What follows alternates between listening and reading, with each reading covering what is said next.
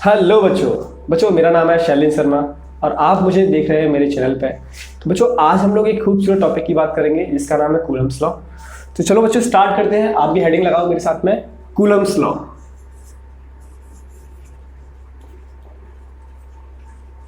Coulomb's law बच्चों ये हमारा electric charge and field class 12 का फर्स्ट चैप्टर है, उसका सेकंड लेक्चर है बच्चों मेरा। तो कूलम्ब्स लॉ की बात करते हैं। बेसिकली मैंने पिछले वाले लेक्चर्स में आपको चार्ज की डेफिनेशंस, चार्ज के बारे में, कंटेंट, पॉजिटिव चार्ज क्या होता है, नेगेटिव चार्ज क्या होता है, ये सारा डिस्कशन मैंने आपको बताया था।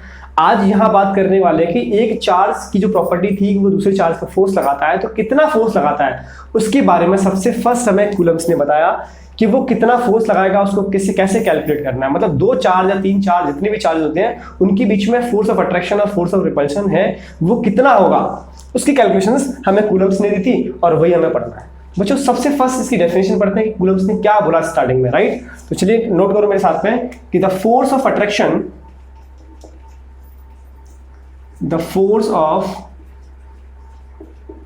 अट्रैक्शन और repulsion between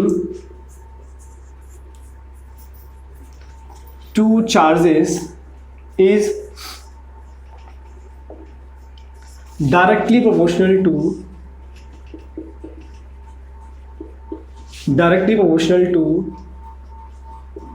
product of their charges and inversely proportional to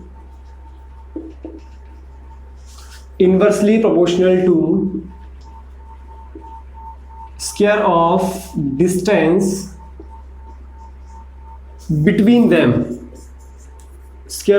distance between them, and act along line joining the two charges,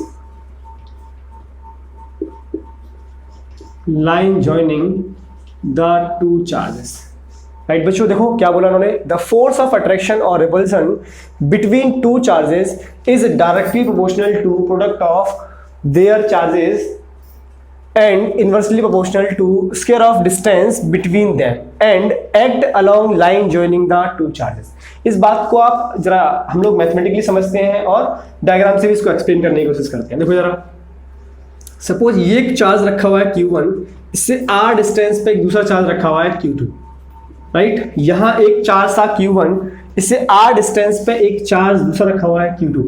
अगर ये चार्ज Q1 जब का चार्ज Q2 पर फोर्स लगाएगा, अगर ये चार्ज फोर्स रिपल्शन का है या अट्रैक्शन है, ये डिपेंड करेगा इनके साइन पे कि ये पॉजिटिव है या ये नेगेटिव है, या ये नेगेटिव है ये पॉजिटिव है। ये अगर इन दोनों के साइन सिमिलर हैं तो फोर्स कैसा होगा बच्चों आप बताइए। अगर दोनों के डिसिमिलर साइन है तब भी आपको फोर्स पता है। अगर मैंने आपको कल बताया था कि अगर दोनों के दोनों पॉजिटिव साइन है या दोनों के दोनों नेगेटिव साइन है तब से फोर्स रिपल्शन का होता है। अगर एक पॉजिटिव है एक नेगेटिव है तो अट्रैक्शन का फोर्स होता है, ये तो आपको पता ही है, राइट। तो अगर Q1 और Q2 इन दोनों के बीच में जो लगने वाला फोर्स ऑफ अट्रैक्शन या रिपल्सन है, सिंपल सी बात, वो डायरेक्टली प्रोपोर्शनल है किसके, प्रोडक्ट ऑफ चार्ज के। इसका मतलब Q1 इंटू Q2 के डायरेक्टली प्रोपोर्शनल है।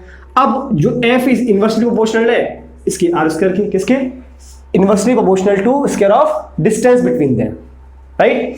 अगर इन दोनों इक्वेशंस को अगर हम कंबाइन करें, F is directly proportional to Q1 into Q2 और F is directly inversely proportional to 1/r²। अगर मैं इन दोनों इक्वेशंस को कंबाइन करूं तो एक फॉर्मूला क्या आएगा, F is directly proportional to Q1 Q2/r²।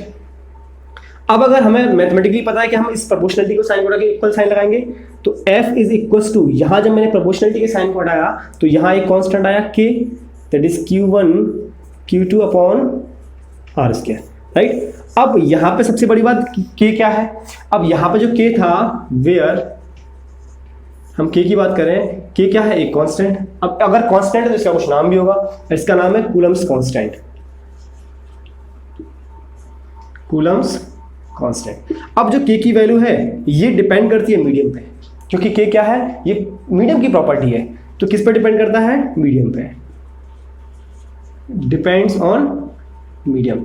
अगर ये मीडियम पे डिपेंड करता है इसका मतलब इसकी वैल्यू डिफरेंट, क्योंकि हर मीडियम में अलग अलग, फ्री स्पेस में अलग, ग्लास में अलग, वाटर में अलग। तो हम इसकी दो वैल्यू की बात करते हैं, एक मीडियम की वैल्यू की बात करते हैं और एक वैक्यूम की वैल्यू की बात करते हैं। तो अगर मान लो मैं वैक्यूम की वैल्यू की बात करूं, फॉर वैक्यूम या फिर हम एयर की बात करें, वैक्यूम मतलब फ्री स्पेस, वैक्यूम मतलब फ्री स्पेस, हम इसके लिए अगर के की वैल्यू की बात करें तो k is equal to 1/4 pi epsilon naught. बच्चों ये साइन नया है आपके लिए, इस साइन को बोलते हैं एप्सिलॉन नॉट। क्या बोलते हैं बच्चों? ये होता है हमारा एप्सिलॉन, एप्सिलॉन, और ये होता है बच्चों epsilon naught, epsilon naught, naught with this, right? तो एप्सिलॉन नॉट, अब ये साइन एप्सिलॉन है तो k is equal to 1/4 pi epsilon naught. अगर मैं इसकी वैल्यू कैलकुलेट करूं तो इसकी जो वैल्यू निकल के आती है वो होती है 9 × 10⁹ कितनी? 9 × 10⁹, राइट? न्यूटन मीटर स्क्वायर पर किलोमीटर। ये किसके लिए किस में है? ये वैक्यूम में है या फिर एयर में है? कहां पे? वैक्यूम में या फिर एयर में। अगर यही के की वैल्यू बात करूं फॉर एनी मीडियम, हम किसी मीडियम के लिए अगर के की वैल्यू की बात करें तो क्या बनेगी के की value? k is equal to, अब यहां पे सिर्फ कौन चेंज हुआ? एप्सिलॉन नॉट चेंज हुआ, क्योंकि epsilon not stand for permittivity of free space. Epsilon not क्या होता है बच्चों? परमिटिविटी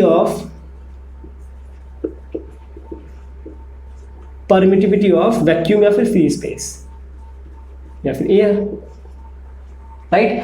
अब सिर्फ अगर एप्सिलॉन नॉट यहां चेंज हो गया तो एयर के लिए, मीडियम के लिए क्या आ जाएगा? वहां पर मीडियम का प्रॉपर्टी आ जाएगी, right? 1/4 pi it is epsilon. मैं यहां पे एप्सिलॉन की जगह एप्सिलॉन एम लिखता हूं, इसको एम स्टैंड फॉर मीडियम।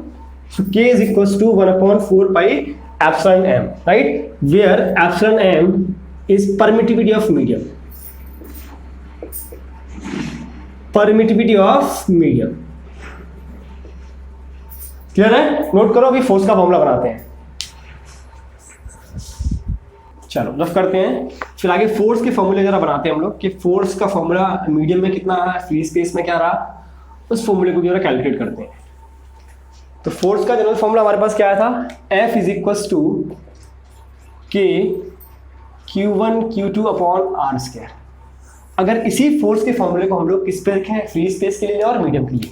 तो यहां लिखता हूं मैं फॉर दैट इज वैक्यूम या फिर एयर। वैक्यूम या एयर के लिए अगर मैं फोर्स का फॉर्मूला बनाऊं F naught for air, F is equal to, अब K की वैल्यू क्या थी बच्चों? 1/4 pi epsilon naught into Q1 Q2 upon R square, right? ये एयर में या वैक्यूम में आ गई। अगर मैं मीडियम के लिए लिखूं यही वाली बात, फॉर एनी मीडियम, अगर हम ये फॉर्मूला मीडियम के लिए बनाए तो FM कितना आ जाएगा? 1/4 pi epsilon M into Q1 Q2 upon R square. तो फॉर्मूला आ गया हमारे पास, एक मीडियम के लिए है, एक फ्री स्पेस के लिए है। आप कोई सा फॉर्मूला यूज करो, आपकी मर्जी, राइट बच्चों? चलो नेक्स्ट पॉइंट बात करते हैं। इस फॉर्मूले के और इस कूलम्स लॉ ने कुछ इंपोर्टेंट पॉइंट्स भी बोले थे, वो पॉइंट्स की बात कर लेते हैं। मान लो फर्स्ट पॉइंट क्या है? When Q1 Q2 is greater than 0। Content अच्छा है, अच्छे से समझना कि अगर Q1 Q2 0 है, इस बात का मतलब क्या है? इस बात का मतलब ये है कि इन दोनों के बीच में जो लगने वाला फोर्स है उसका नेचर कैसा है। आपसे क्वेश्चन में ये पूछेगा, वो बोल देगा आपको कि Q1 Q2 ग्रेटर देन 0 है, तब इन दोनों के जो चार्ज के बीच में लगने वाला फोर्स है उसका नेचर क्या है। Q1 और Q2 अगर ग्रेटर देन 0 है तो चार्ज के बीच में लगने वाले फोर्स का नेचर क्या है? आइदर रिपल्सिव है या फिर अट्रैक्शन है। ये फोर्स का नेचर बताओ। तो आप कैसे बता पाओगे? अगर Q1 Q2 ग्रेटर देन 0, इस बात का मतलब सिर्फ एक ही है। क्या मतलब बच्चों? इस बात का मतलब ये है कि या तो ये दोनों चार्ज पॉजिटिव पॉजिटिव होंगे तभी ग्रेटर देन 0 आएगा, या फिर दोनों चार्ज नेगेटिव नेगेटिव होंगे। अगर नेगेटिव नेगेटिव हुए तो प्लस हो जाएगा, और प्लस प्लस तो प्लस होता ही है। तो या तो ये होगा कि both charges must be same sign. ये जरूरी है कि दोनों चार्जेस सेम साइन की हो तभी ग्रेटर देन 0 होगा। अगर मैं एक चार्ज को प्लस कर दूं, एक चार्ज को माइनस कर दूं, अगर मान लो मैं Q1 को पॉजिटिव कर दूं और अगर Q2 को नेगेटिव कर दूं, तो क्या ये मुझे प्लस मिलेगा? क्या ग्रेटर देन 0 मिलेगा? नहीं। तो ये कंपलसरी है कि दोनों चार्ज सेम साइन की होनी चाहिए। क्या कंपलसरी है? दोनों जो भी चार्जेस है आपके सेम साइन के हों। हाँ, ये हो सकता है कि पॉजिटिव हो सकता है या फिर मतलब आइदर पॉजिटिव या फिर नेगेटिव, आइदर पॉजिटिव और नेगेटिव। वो कोई भी हो, लेकिन दोनों के दोनों सेम साइन के हो। अगर दोनों के दोनों सेम साइन के हैं तो मैंने अभी आपको क्लियर किया था कि अगर दोनों सेम साइन है, प्लस प्लस या फिर नेगेटिव नेगेटिव, तो फोर्स कैसा होता है बच्चों? रिपल्सिव नेचर का। तो यहां पे जो फोर्स होगा वो किस नेचर का होगा? Repulsive nature.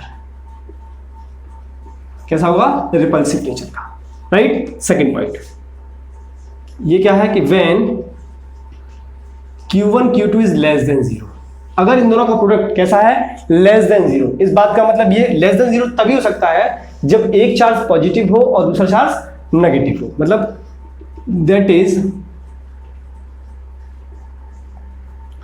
One charge is positive and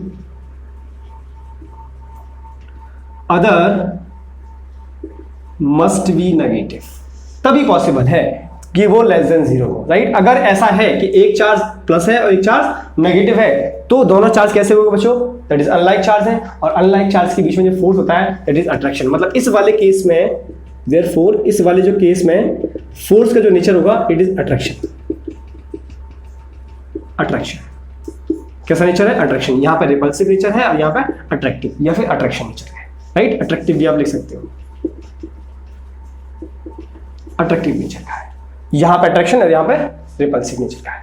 understand है? अच्छा, दूसरी बात, नेक्स्ट एक और बात। एक तो आपको ये क्लियर हो गया कि Q1 Q2 ग्रेटर देन 0 और Q1 Q2 लेस देन 0, ये बात यहां का नहीं क्लियर है। नेक्स्ट बात क्या है कि ये जो फोर्स है, दिस कूलम्स फोर्स, कौन सा? ये कूलम जो फोर्स है, this force is central force. ये बहुत इंपॉर्टेंट बात है। अगर तो आपसे पूछ ले कि ये सेंट्रल फोर्स क्यों है बच्चों, ये सेंट्रल फोर्स इसलिए है कि मैंने अभी आपको डायग्राम बनाया था कि एक चार्ज यहाँ Q1 है और एक चार्ज यहाँ Q2 रखा हुआ है, इन दोनों के बीच में डिस्टेंस आ रहा है। तो मैंने वहां पे एक लाइन लिखी थी कि ये जो फोर्स है कि अगर Q1 ने Q2 पर फोर्स लगाया तो वो अपनी ही लाइन ज्वाइनिंग में लगाएगा, अगर Q2 Q1 पर लगाएगा तो वो अपनी ही लाइन ज्वाइनिंग में लगाएगा।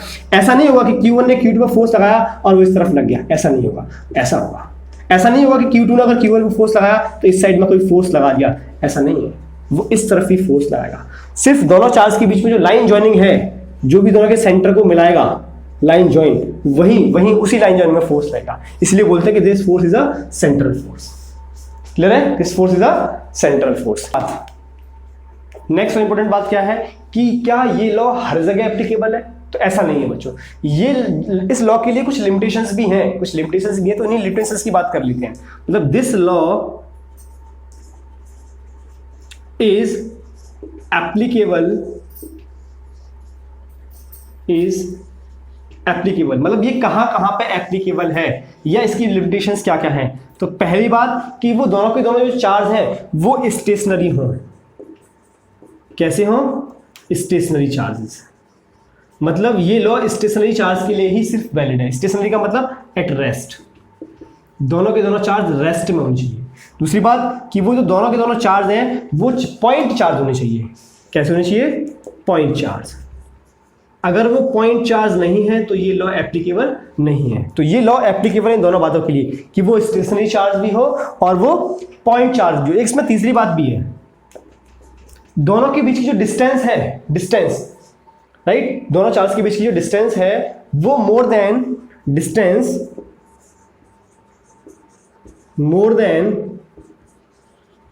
10 to the power -15 मीटर होनी चाहिए। इतनी होनी चाहिए, कितनी? Distance more than 10 to the power -15 metre, ये लॉ एप्लीकेबल है। तो मेनली तो दो ये बातें हैं, ये बात इतनी खास नहीं है, ये दो बातें मेनली इंपोर्टेंट है कि वो स्टेशनरी हो और वो पॉइंट चार्ज भी हो। ये बात आपको क्लियर रखनी है। Got it? नोट करना। तो देखो क्या है, calculate the Coulomb's force between to alpha particles separated by a distance of इतने metre, that means 3.2 × 10 to the power, मतलब हमें गिवन क्या है, पहले तो दोनों के बीच की डिस्टेंस गिवन है 3.2 × 10 to the power -15 metre. Suppose that दो अल्फा पार्टिकल है। कितने अल्फा पार्टिकल है? एक अल्फा पार्टिकल यहाँ पर रखा हुआ है और एक अल्फा पार्टिकल बच्चों यहाँ रखा हुआ है। मैं ऐसे रखता हूँ, चलो, एक अल्फा पार्टिकल ये है और एक अल्फा पार्टिकल ये है। मतलब इसका चार्ज है Q1 और इसका चार्ज है Q2। इन दोनों के बीच में डिस्टेंस है R, जो कि हमें गिवन है। अब अल्फा पार्टिकल का चार्ज मुझे गिवन नहीं है बच्चों। तो अल्फा पार्टिकल के चार्ज के केस में क्या होता है, अल्फा पार्टिकल का जो चार्ज है ये आपको बहुत याद रखना है कि अल्फा पार्टिकल का चार्ज कितना होता है। तो जो अल्फा पार्टिकल का चार्ज है वो ट्वाइस ऑफ इलेक्ट्रॉन के बराबर होता है।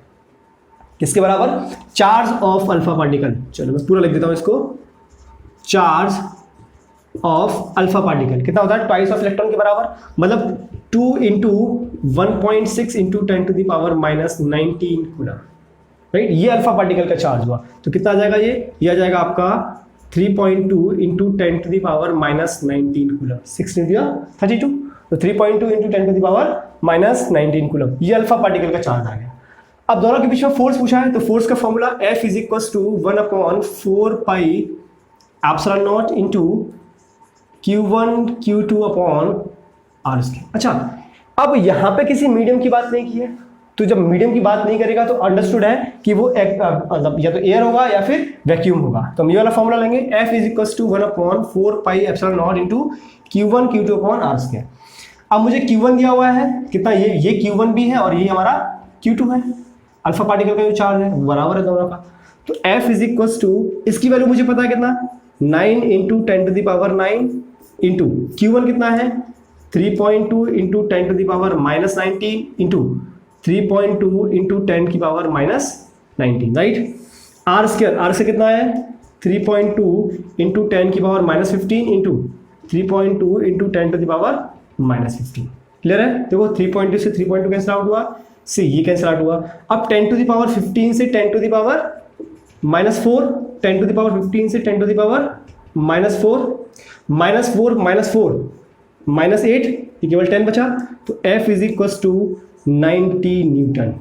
तो दोनों के बीच में कितना फोर्स आ गया बच्चों, F is equal to 90 newton. इस क्वेश्चन में इंपोर्टेंट क्या था कि चार्ज ऑफ अल्फा पार्टिकल, ये इंपोर्टेंट था आपके लिए, charge of alpha particle. Clear है, नोट करो। और नेक्स्ट क्वेश्चन की बात करते हैं बच्चों, अच्छा क्वेश्चन है, देखो। What is minimum electrostatic force between two charges placed at 1 metre distance. बच्चों उन्होंने बोला है कि अगर दो चार्ज रखे हुए हैं, एक चार्ज ये है Q1 और एक चार्ज ये है Q2, इनके बीच में डिस्टेंस है 1 metre. What is the minimum electrostatic force between two charges placed at 1 metre distance. तब इन दोनों चार्ज के बीच में कम से कम कितना फोर्स लगेगा, मतलब मुझसे पूछा हुआ है फोर्स मिनिमम। बच्चों मिनिमम फोर्स की बात की है। अब इस क्वेश्चन में सबसे खासियत बात क्या है, आप खुद सोचो, इस क्वेश्चन को, वीडियो को पॉज करो और खुद से लगा के देखो एक बार कि क्या खास बात है इस क्वेश्चन में। देखो बहुत छोटा सा क्वेश्चन लिखा हुआ है, लेकिन यहाँ बोला हुआ है कि मिनिमम इलेक्ट्रोस्टैटिक फोर्स, और सबसे बड़ी बात कि मुझे चार्ज तो पता ही नहीं है, ना Q1 गिवन है ना Q2 गिवन है, और हमें मिनिमम फोर्स पूछा हुआ है। तो मुझे जब मिनिमम की बात की है और मुझे चार्ज नहीं पता, फोर्स का फॉर्मूला अगर मैं बनाऊं तो फोर्स का फॉर्मूला क्या होता है, F is equal to 1/4 pi epsilon naught into Q1 Q2 upon R square, right. खुद से दिमाग लगा के देखो कि यहां मुझे चार्ज नहीं पता है, लेकिन मिनिमम फोर्स पूछा हुआ है। अब अगर मिनिमम फोर्स पूछा है तो मिनिमम फोर्स तभी होगा जब चार्ज भी मिनिमम हो। मिनिमम फोर्स तभी होगा जब चार्ज भी मिनिमम हो। क्यों? क्योंकि फोर्स डायरेक्टली प्रोपोर्शनल है Q1 Q2 के। तो जब चार्ज मिनिमम होगा तभी तो फोर्स मिनिमम होगा। डिस्टेंस तो मैं गिवन है, r में गिवन है, r is equal to 1 metre. तो अब चार्ज मिनिमम कितना होता है, दैट इज मिनिमम चार्ज। अगर हम चार्ज की बात करें तो मिनिमम चार्ज कितना होता है। अब ये मिनिमम चार्ज की कहानी मैंने चार्ज वाले कंसेप्ट में बताई थी कि मिनिमम चार्ज या स्मॉलेस्ट वैल्यू ऑफ चार्ज वो होती है चार्ज ऑन या चार्ज ऑफ 1 इलेक्ट्रॉन, मतलब एक इलेक्ट्रॉन का जितना भी चार्ज होगा। अब एक इलेक्ट्रॉन का कितना चार्ज होता है 1.6 into 10 to the power minus 19 coulomb. ये सबसे छोटी वैल्यू है चार्ज की, स्मॉलेस्ट वैल्यू ऑफ चार्ज। इससे छोटा चार्ज होता ही नहीं है।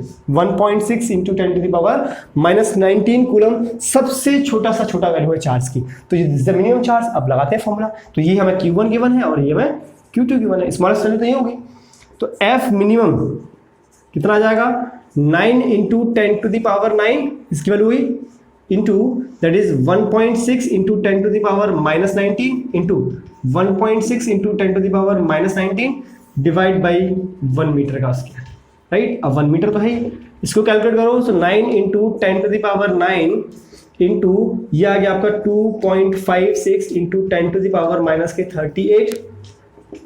अब 38 में से 9 को माइनस करो, राइट। तो ये आ जाएगा आपका पूरा कैलकुलेट करने के बाद 2.3 इंटू 10 टू द पावर 38 में से 9 हटाओ 27, सॉरी यार 38 में से 9, हाँ माइनस के 28, तो ये आ जाएगा आपका माइनस के 28 न्यूटन। एक पॉइंट इधर आ जाएगा। तो F मिनिमम कितना आ गया बच्चों 2.3 into 10 to the power minus के 28 न्यूटन इज द आंसर। इस क्वेश्चन में सिर्फ इंपोर्टेंट बात यही थी कि चार्ज मिनिमम Q1 Q2 की वैल्यू मिनिमम चार्ज, ये वाली जो कहानी है। क्लियर है? नोट करो।